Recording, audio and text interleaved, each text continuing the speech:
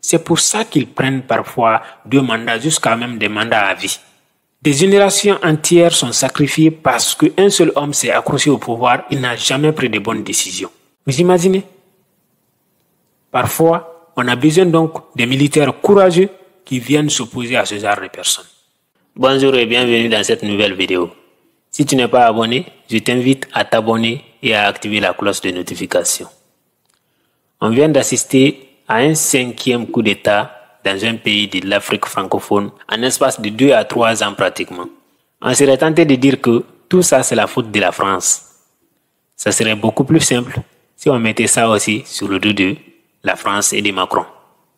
Mais ce n'est pas aussi simple parce que effectivement la France a une part de responsabilité dans tous les problèmes qui se passent aujourd'hui dans ces pays. Après la colonisation, les Anglais ont quitté, les Portugais sont partis, les Espagnols ont quitté. La France est la seule nation, le seul pays qui est encore resté et qui a continué à brimer, à exploiter, à diviser et à mettre le trouble dans ces pays. Donc oui, la France a une part de responsabilité, une grande part de responsabilité. Cependant, il y a également une grande part de responsabilité qui incombe à la population africaine, à la population de ces pays précisément. Donc, dans cette vidéo, je vais t'expliquer en 3 points pourquoi il y a les coups d'État et pourquoi ça ne va pas s'arrêter. La première raison pour laquelle il y a les coups d'État, c'est parce que les régimes en place ne sont pas vraiment des régimes légitimes. Donc, si quelqu'un est au pouvoir parce que la personne a forcé les choses, la personne s'est imposée, a pris le pays en otage, il y a de fortes chances que ça ne plaise pas à tout le monde, que tout le monde ne se plie pas à sa volonté. Ce sont des gouvernements irresponsables parfois qui sont victimes de coups d'État. Dans la plupart des pays où il y a des coups d'État en Afrique, tu vas remarquer qu'il n'y avait pas de limitation de mandat. Un seul président reste au pouvoir pendant 10 ans, 13 ans, 20 ans, 30 ans, 40 ans. Ça devient son héritage. Ce n'est pas un royaume. On ne parle pas d'un royaume, on parle d'un pays soi-disant démocratique. Ça n'a absolument aucun sens. Si c'est de la démocratie, on ne vient pas, on change à tout moment les règles du jeu. Si c'est la démocratie, c'est le pouvoir du peuple. Si c'est le pouvoir du peuple, est-ce qu'une seule personne a le droit de s'accaparer de ça pendant toute une vie? 40 années de pouvoir, c'est pratiquement une vie. Donc c'est inacceptable, inadmissible. Donc la plupart des gouvernements sont en fait des gouvernements illégitimes. On passe par des parodies d'élections et on met en place la même personne. 1 fois, 2 fois, 3 fois, jusqu'à l'éternité, jusqu'à sa mort. Et parfois, après sa mort, c'est son fils qui prend le pouvoir. Tel est par exemple le cas du président du Tchad. Le père est mort et le fils est monté au pouvoir. Le président gabonais qu'on vient d'enlever au pouvoir est le fils de l'ancien président gabonais qui avait passé pratiquement toute sa vie au pouvoir. Finalement, tu as l'impression que le Gabon, c'est l'héritage de cette famille-là. Voyons par exemple le cas du président camerounais. Il a été élu en 1984, réélu en 1988, encore réélu en 1992, élu encore une fois en 1997, réélu en 2004, élu encore en 2011 et réélu en 2018. Comment c'est possible? Comment c'est possible qu'un seul homme soit toujours élu, réélu, choisi par la population de cette façon-là? Même une population endormie ne peut pas choisir une seule personne autant de temps. Toute une génération. C'est comme s'il n'y avait personne d'autre au Cameroun capable de diriger le pays, sauf ce monsieur-là. C'est impossible. C'est inadmissible. Ali Bongo qui vient d'être enlevé, son papa s'appelait Omar Bongo. Voilà donc le nombre de mandats que lui aussi a exécuté. Il a été élu pour la première fois en 1973, réélu en 1979, élu à nouveau en 1986, encore réélu en 1993, élu encore une fois en 1998, réélu en 2005. Jusqu'à sa mort, il était au pouvoir. Vous imaginez ça? Et après lui, son fils est venu.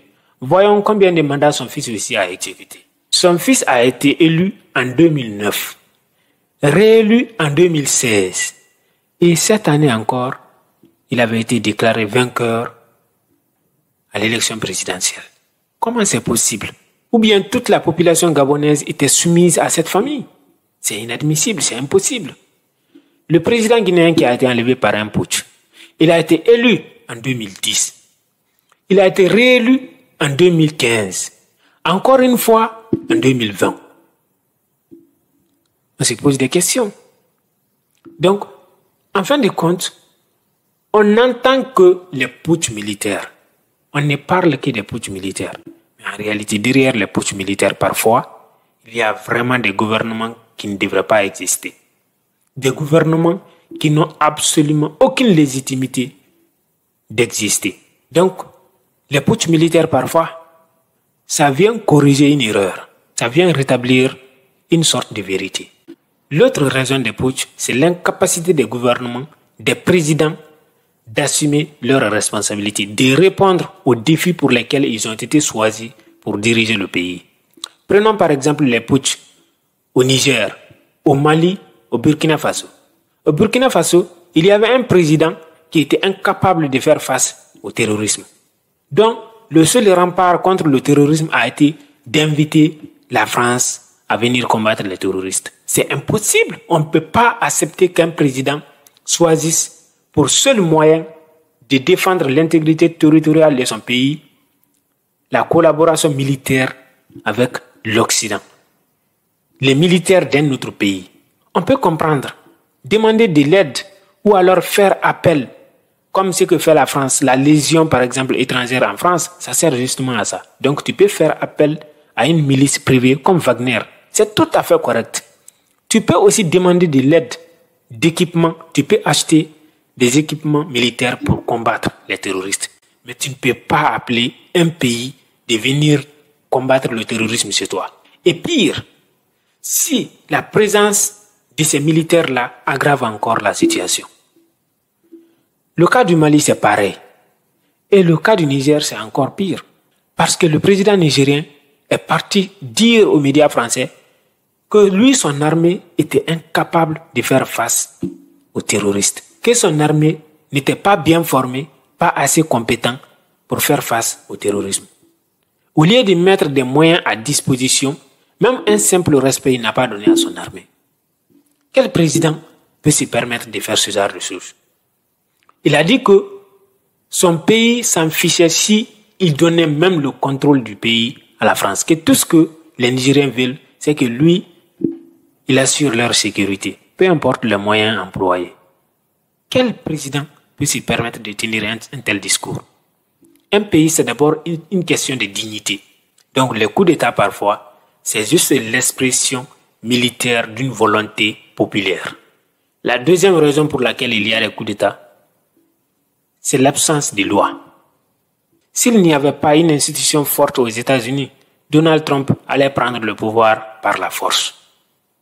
C'est ce qui manque à l'Afrique. Ce n'est pas que les Africains sont médiocres ou bien on n'est pas suffisamment éveillés, non.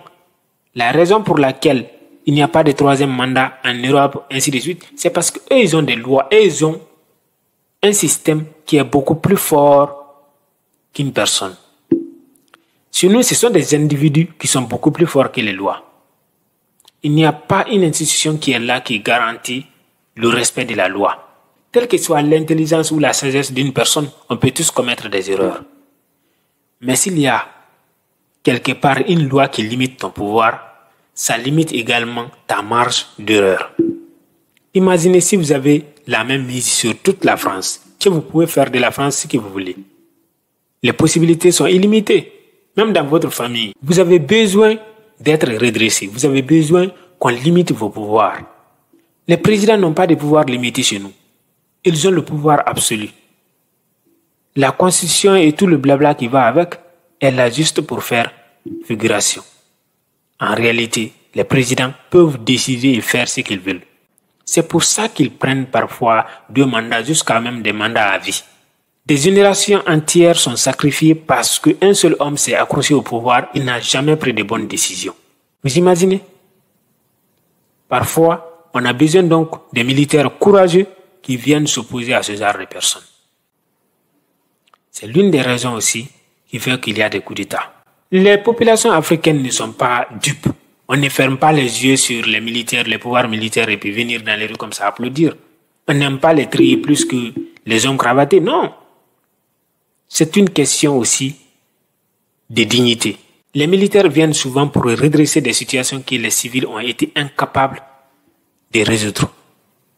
Cela se voit aujourd'hui au Mali, au Burkina et puis en Guinée. Ces militaires-là sont en train de mieux faire que leurs prédécesseurs qui étaient des civils.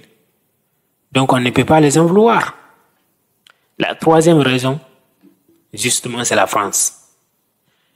La plupart des pouvoirs dont on parle, généralement, ce sont des pouvoirs qui sont liés à la France. Pratiquement 80 voire 90% des gens qui font le troisième mandat en Afrique francophone sont des gens qui sont soutenus par la France. Si tu n'es pas soutenu, si tu n'as pas le soutien de la France, tu ne peux pas faire le troisième mandat. Sinon, c'est la guerre qui commence. On a tous vu le cas de la Côte d'Ivoire. La France est partie massacrer combien de civils pour installer Alassane Dramane Ouattara au pouvoir. Et quand Alassane Dramane Ouattara a fait un deuxième mandat, un troisième mandat, qui a entendu la France dire quoi que ce soit? Rien. Quand Macky Sall avait annoncé qu'il allait faire troisième mandat, qui a entendu la France dire quelque chose? Rien. Quand le fils du président du Tchad qui est décédé, Idriss Déby, est monté au pouvoir, un militaire, un coup d'État, le président Macron est parti assister à son investiture. Pourtant, il dit aujourd'hui que le gouvernement nigérien est un gouvernement illégitime, que les autorités nigériennes sont des autorités illégitimes. Le même président qui tient ce discours est parti installer un autre putschiste au pouvoir. Donc, c'est la faute de la France si on se retrouve dans ces situations-là. Et le problème avec ces présidents-là, c'est quoi? C'est que quand c'est la France qui les installe au pouvoir, ils sont redevables à la France. Et donc, ils font absolument tout ce qu'il y a dans leur pouvoir pour défendre les intérêts de la France. Et quand on parle des intérêts de la France, ce sont souvent des intérêts qui sont opposés aux intérêts de la population locale. On va octroyer des projets à la France, des projets mal négociés. On va inviter les grands groupes français qui vont venir s'installer au pays et tuer l'économie locale. Surexploiter la population. C'est pour cette raison que tous les putschistes, dès qu'ils montent au pouvoir, la première chose qu'ils font, c'est s'en prendre à la France. Toute la population africaine ne déteste pas la France pour rien. Ce n'est pas parce que les gens veulent chercher juste un coupable. Non, la réalité aussi est là. On voit ce que la France fait. On ne peut pas nier les faits. Oui, il y a des problèmes chez nous. Oui, on a une part de responsabilité dedans. Oui, on doit se réveiller. Oui, on doit arrêter de danser. On doit prendre conscience de notre destin. Et un autre problème avec la France, c'est que quand un président leader apparaît quelque part, si ce président-là s'oppose aux intérêts de la France tue ce président. C'est comme ça qu'ils ont tué Thomas Sankara. Ils ont tué Patrice Lumumba. Ils ont tué Kadhafi. Imaginez un peu cette histoire. Vous plantez aujourd'hui une graine de maïs. Vous arrosez et puis ça pousse. 3 semaines plus tard, le voisin vient marcher sur votre maïs. Il vient l'arracher. Vous vous rendez compte que le maïs ne donne plus. Vous plantez à nouveau une nouvelle graine de maïs. Le voisin revient et arrache à nouveau votre maïs. Le problème, c'est que vous ne pouvez pas combattre le voisin parce que le voisin est plus fort que vous. Comment vous allez pouvoir récolter un jour votre maïs? Jamais. Parce que le cycle va continuer. Tant que vous n'êtes pas capable de stopper le voisin, il va continuer à venir faire la même chose. Parce que le voisin prend du plaisir à vous voir souffrir. C'est la même chose avec la France. Le problème, c'est que non seulement la France prend du plaisir à nous faire souffrir, mais en nous faisant souffrir également, la France gagne. Parce que ce qui nous fait souffrir, c'est l'appauvrissement. Or, ce qui nous appauvrit, c'est parce que la France récupère ce qui nous appartient. Donc, quelque part, notre souffrance enrichit la France. Nos larmes donnent de la joie à la France. Donc, on ne peut pas ignorer cet aspect-là. Ce sont donc ces raisons-là qui font que, parfois, on doit faire appel aux militaires. Parce qu'un pouvoir civil, généralement, qui se comporte de façon minable envers la population, est un pouvoir soutenu par la France.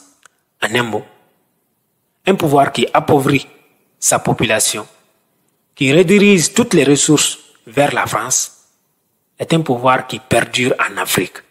Mais un pouvoir révolutionnaire, un pouvoir dirigé par un homme visionnaire, réfléchi, travailleur et courageux, ne dure jamais. Soit il est tué par la France, soit on fait tout pour l'isoler, pour le torturer comme ils ont fait pour Sékou Touré. Si tu prends le pouvoir en Afrique francophone et que tu t'opposes à la France, si la France n'arrive pas à te tuer, la France va tout faire pour t'isoler. La France va tout faire pour te diaboliser, pour te mettre à la touche. Malheureusement, pour eux, je crois que la fin a sonné. Si tu as aimé cette vidéo, je t'invite à t'abonner et à liker.